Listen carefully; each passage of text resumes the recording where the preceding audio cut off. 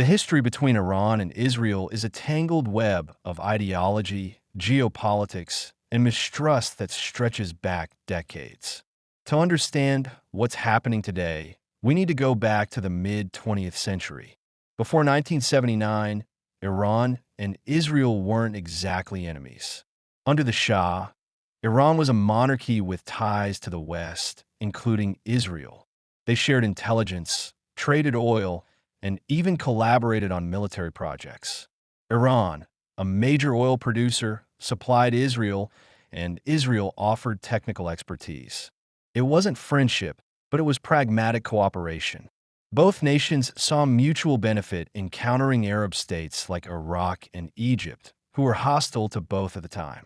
Then came a 1979 Iranian Revolution. The Shah was overthrown, and Ayatollah Khomeini established an Islamic Republic. This was a seismic shift. Khomeini's ideology was fiercely anti-Western and anti-Zionist. He saw Israel as an illegitimate state, a product of Western imperialism, and called for its destruction. This wasn't just rhetoric. It became a core tenet of Iran's foreign policy. Israel, meanwhile, viewed the new Iran as a growing threat, especially as it began supporting groups like Hezbollah in Lebanon, which formed in 1982 to fight Israeli forces during their occupation of southern Lebanon. The hostility wasn't just about ideology. Iran's revolution alarmed Israel because it disrupted the regional balance. Israel had relied on Iran as a counterweight to Arab powers. Now, Iran was aligning with those same powers against Israel. By the 1980s, the two nations were locked in a shadow war, covert operations, assassinations, and proxy conflicts. Iran backed groups like Hamas and Palestinian Islamic Jihad, while Israel conducted strikes on Iranian-aligned targets in Lebanon and Syria. The stakes were high. Iran wanted to project power across the Middle East, and Israel aimed to maintain its military dominance. This wasn't a simple good guy, bad guy story. Both sides had their calculations. Iran saw itself as a defender of oppressed Muslims, including Palestinians, and used anti-Israel rhetoric to rally support across the region. Israel, surrounded by hostile neighbors, saw Iran's growing influence as an existential threat. Neither side was willing to back down, and their actions fueled a cycle of retaliation that's still spinning today. By the 1990s and 2000s, the Iran-Israel conflict had settled into a pattern of indirect warfare. Iran didn't have the military reach to confront Israel head-on, so it leaned on proxies. Hezbollah in Lebanon became its most potent ally, armed and trained by Iran's Revolutionary Guard. Hezbollah's rocket attacks and border skirmishes with Israel, like the 2006 Lebanon War, were a constant thorn in Israel's side. Iran also supported Hamas in Gaza, providing weapons and funding for attacks on Israeli civilians. These proxies gave Iran deniability while keeping Israel on edge. Israel, for its part, wasn't passive. It conducted covert operations to disrupt Iran's ambitions. Cyber attacks, like the Stuxnet virus in 2010, targeted Iran's nuclear facilities, delaying its uranium enrichment program.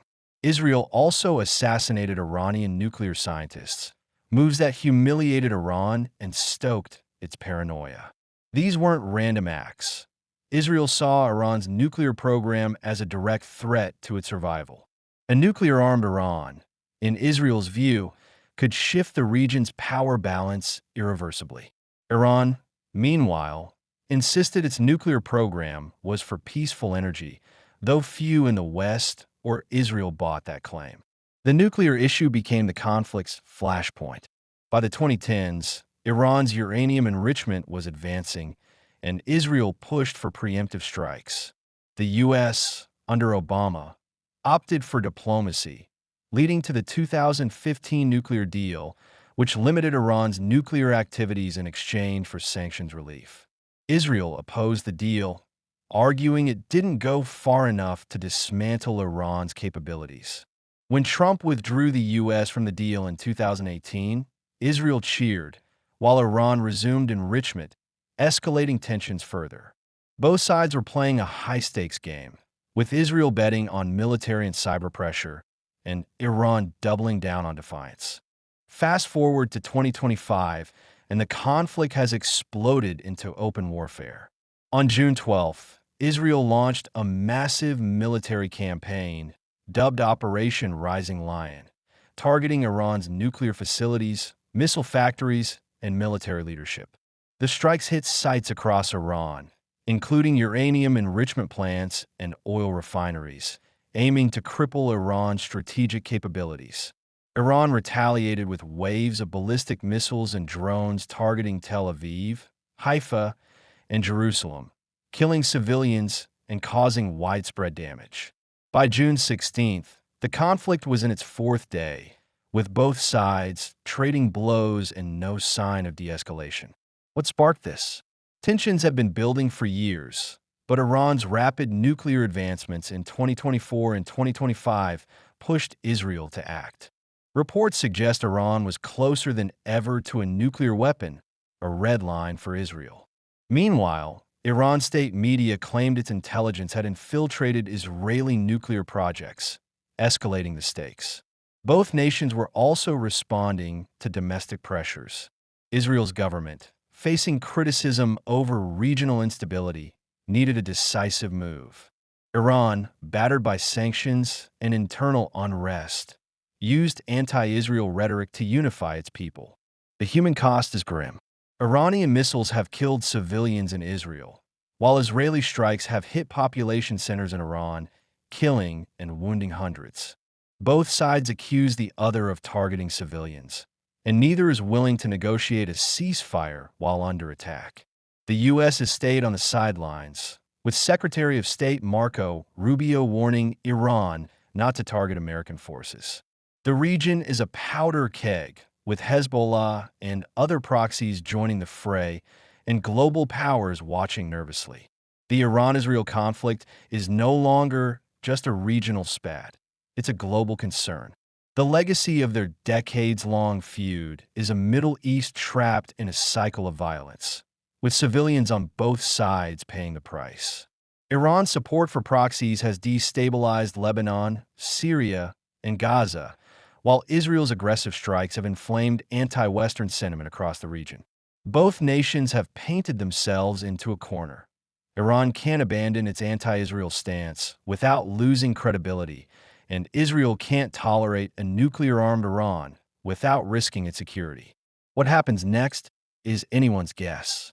Iran's economy is reeling from Israeli strikes on its oil infrastructure, and internal dissent could weaken its regime. Israel, meanwhile, faces international backlash for its unilateral actions and the civilian toll in Iran. The conflict could widen, pulling in the U.S., Russia, or China, who all have stakes in the region's stability. A ceasefire seems unlikely while both sides believe they can gain the upper hand. Long-term, the only path to peace is diplomacy, but trust is so eroded that it's hard to imagine either side sitting down anytime soon. This conflict isn't black and white. Iran's actions, backing militias, pursuing nuclear ambitions, threaten regional stability. Israel's responses, covert assassinations, airstrikes, often escalate the very threats it seeks to neutralize. Both sides have legitimate fears and grievances, but their refusal to compromise has led to a dangerous stalemate. The world is watching, and the fallout will shape the Middle East for decades.